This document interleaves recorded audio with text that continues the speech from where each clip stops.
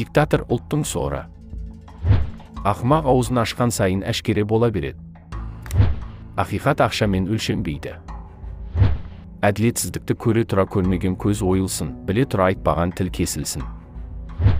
Нақақ қан еш суымайды, кеппейді, химиямен жусаңдағы кетпейді. Диктатор күн санап көрге бір табан жақындай береді. Әділетсіздікке төзу, қиянатқа көну құлдық. Жартыкеш демократия, жартылай либерализм қазақты жарты ғасыр буаз қылып, алдауға жетіп жатыр.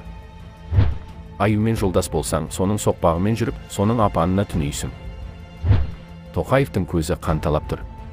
Қазақ тұншығы бөліп барады. Әлеуметтік кембағалдық, саяси бейғамдық құлдыққа, тіпті өлімге апарады. Әр күн сайын маскалар шешіле береді.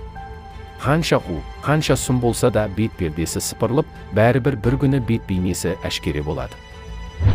Мемлекетті, бір ұлтты аздырып, тоздырып, қортып, жойып жіберуге бір диктатор жеткілікті.